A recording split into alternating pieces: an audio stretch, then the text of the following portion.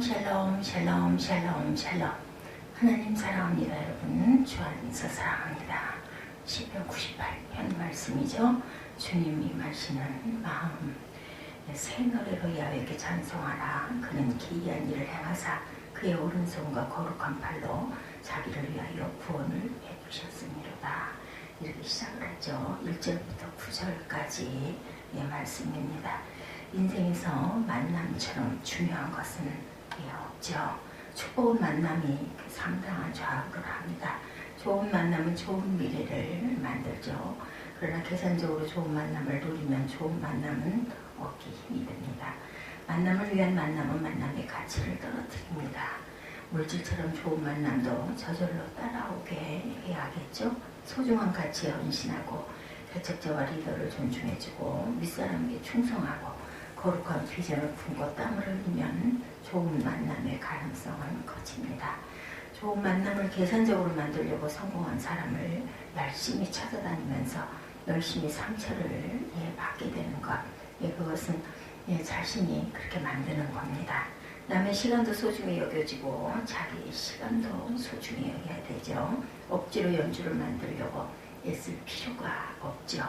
열심히 충성하고 헌신하고 살다 보면 때가 되면 자연스럽게 형성되게 되어 있습니다. 그때까지 하나님만 붙들고 자기 개발에 힘써서 좋은 기회들이 찾아올 수 있도록 준비된 그런 삶을 살아야 할 것입니다.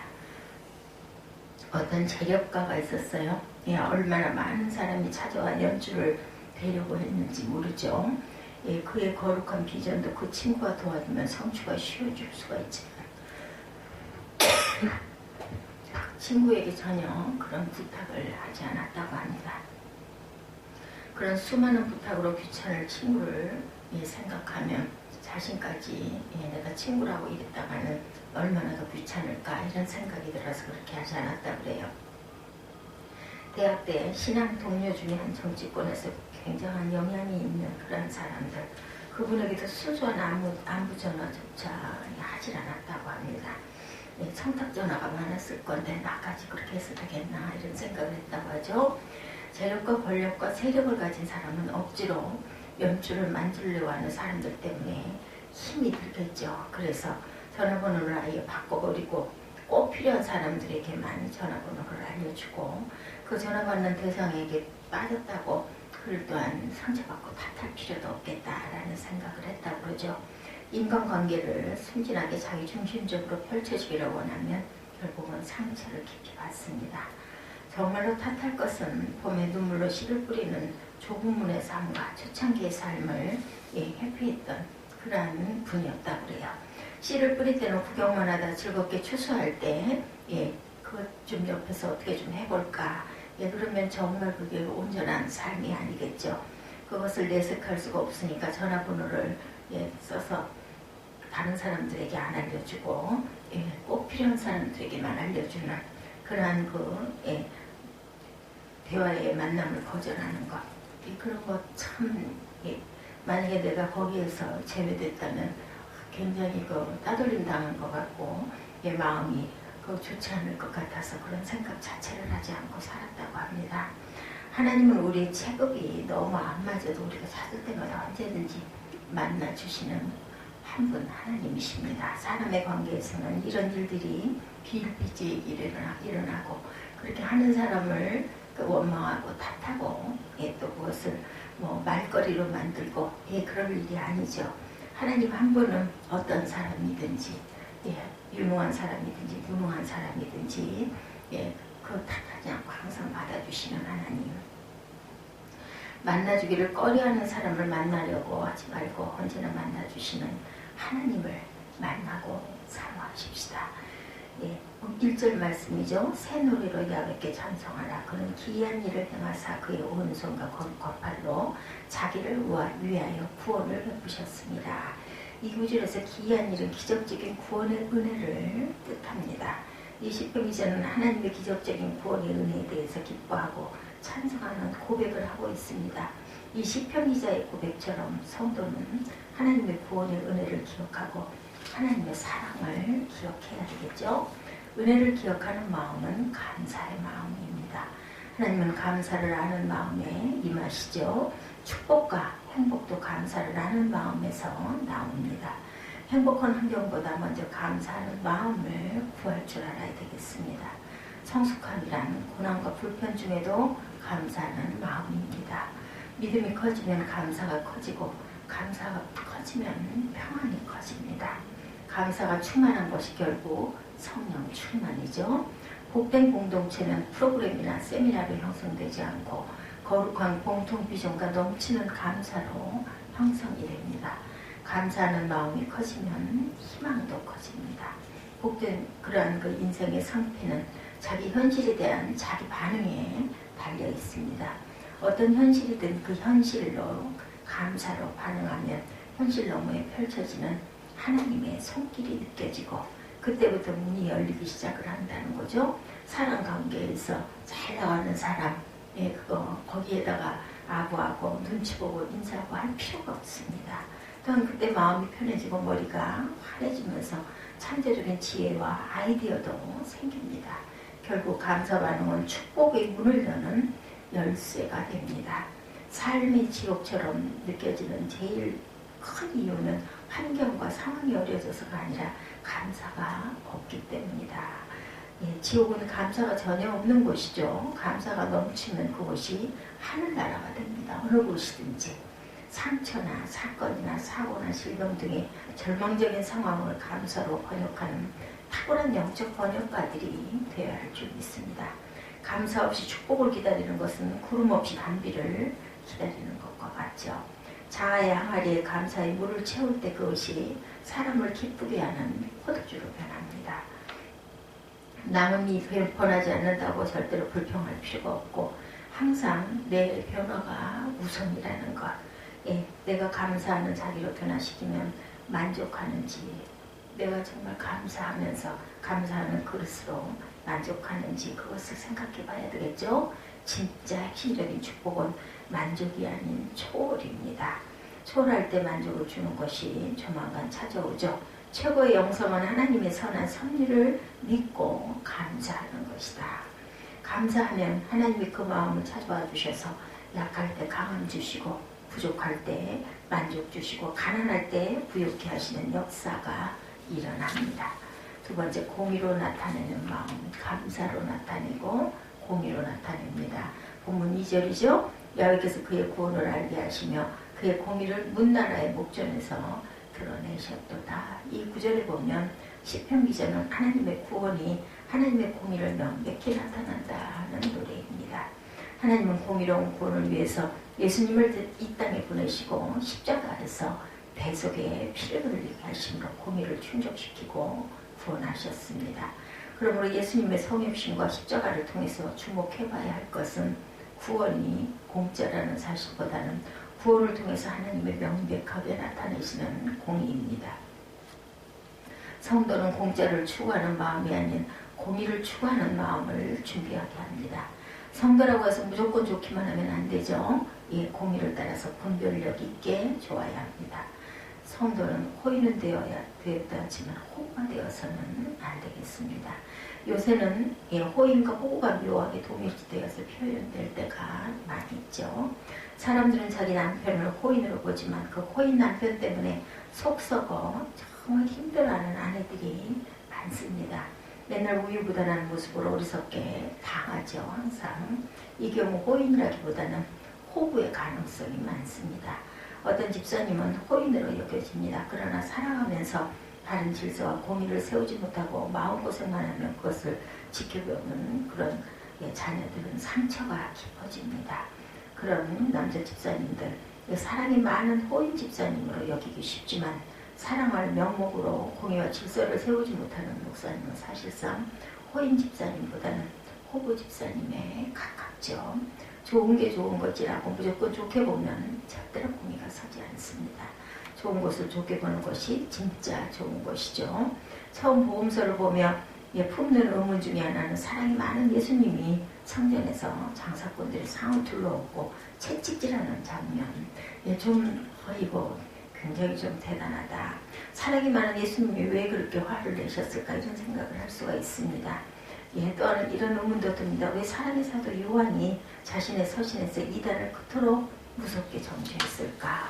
왜 사도 바울은 그의 서신에서 다른 복음을 전하면 저주를 받는다고 무섭게 말을 했을까?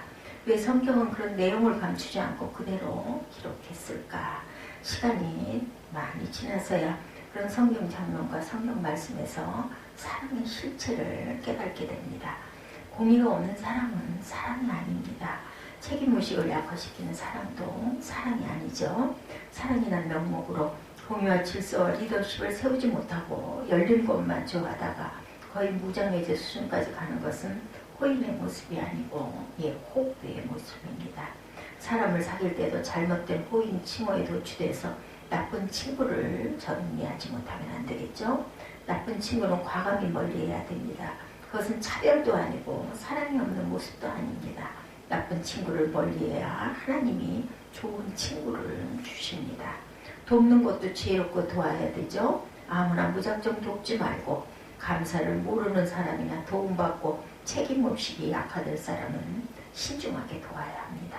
특히 남에게 피해를 주는 사람과 자기만 아는 이기적인 그런 사람들을 돕는 것은 아름다운 일이 아닌 공의를 망가뜨리는 것일 수도 있다라는 것.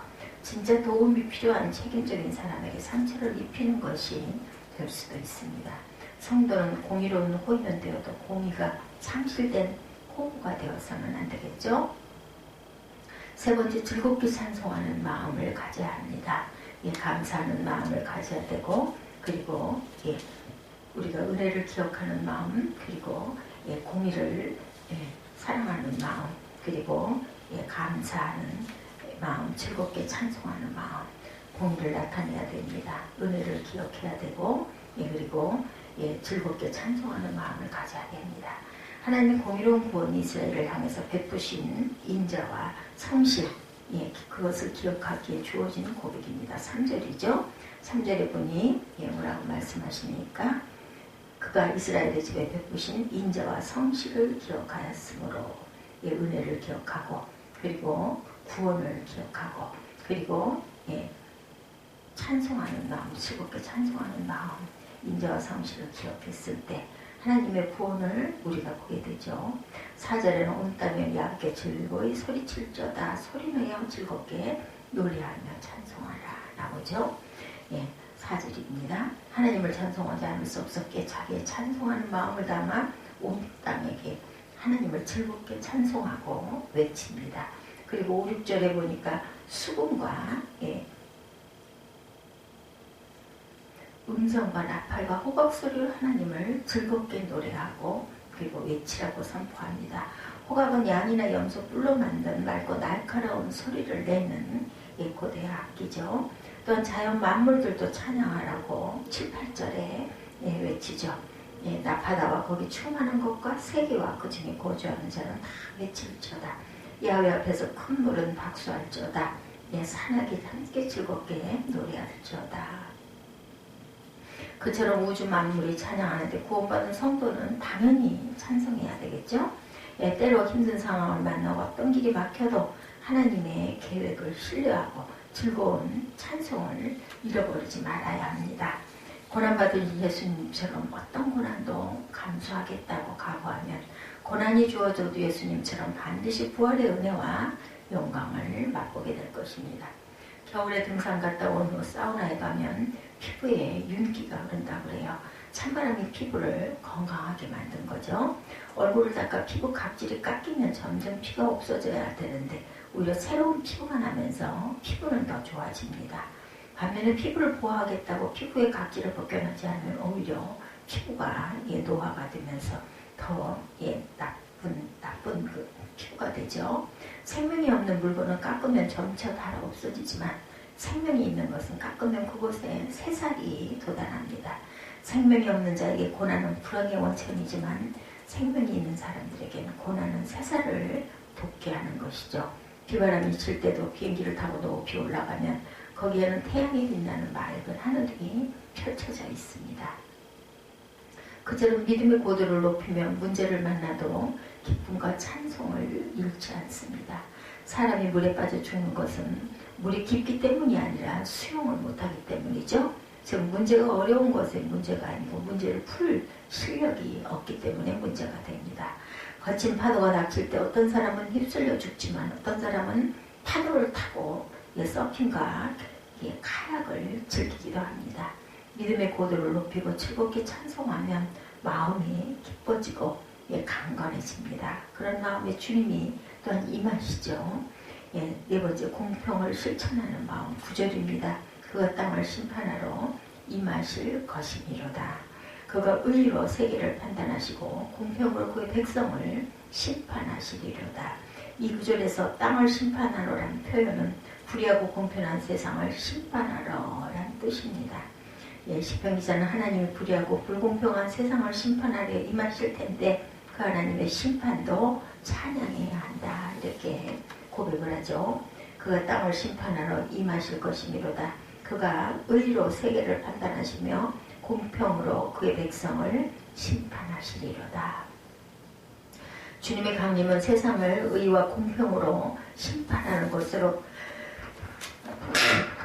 귀결이 됩니다. 그러므로 주님의 오심을 준비하려면 의와 공평의 실천에 힘써야 합니다. 그래서 특권의식을 버리고 차별적인 마음과 편견적인 마음도 버려야 되겠죠. 편견은 정신이 병든 약자가 남을 보편적으로 매도함으로 자기를 높이고 위로하려는 일종의 병이라는 것. 특히 공평의 실천을 위해서 중요한 것은 자발적인 나눔의 실천이다. 나눔이 중요해도 나눔을 절대로 강요해서는 안 되겠죠. 나눔의 강요는 위선적인 공산주의를 낳습니다. 좋은 이상이 극단주의로 흐르게 하면 안 됩니다. 사람에게는 사랑받고 있다는 느낌은 무엇보다 소중합니다. 나는 누군가의 사랑을 받고 있다는 확신이 있고 나는 누군가에게 사랑을 주어야 한다는 사명감을 가지면 낙심되는 일을 딛고 일어설 수가 있겠죠. 사람을 가장 행복하게 하는 것은 하나님의 거룩한 비전에 쓰임을 받고 누군가를 도울 수 있는 사람이 되어야 합니다.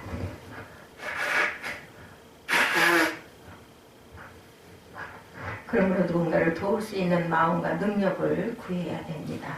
나는 못해라고 하지 말고 주님을 붙들고 주님과 동행하면 자기 한계와 약점을 극복해서 얼마든지 나눌 수 있는 복된 삶을 살 수가 있습니다. 하나님은 우리의 현재 모습이 탁월해서 선택하지 않고 가능성을 보시고 선택을 하시죠. 그 하나님의 관점을 자신이 보고 늘 다음과 같이 용기 있게 고백해야 됩니다. 나는 현재 내가 좋다. 나는 가능성이 무궁무진하다. 지금은 부족해도 앞으로 더욱 성장할 것이다. 그처럼 믿음으로 자신을 격려하고 나아갈 때 하나님께서도 그를 격려해 주시고 복된 길로 이끌어 주십니다. 항상 주님의 임하는 마음으로 준비하고 주님과 동행하며 축복받는 후회보다 많은 사람들을 품어주고 도와줌으로 하나님을 멋지게 이루는 복된 저와 여러분들이 되셔야 할 줄로 믿습니다. 이런 마음으로 우리가 힘차게 나가야 되겠죠. 그랬을 때 주님께서 나를 더 기쁨으로 감사로 이끌어 주실 줄 믿습니다. 우리는 항상 은혜를 기억하는 마음, 그리고 항상 공의를 나타내는 마음, 그리고 감사의 찬양을 드리는 마음, 그리고 공평을 실천하는 그런 마음을 갖는 저와 여러분들이 되시기를 주님의 이름으로 축복합니다.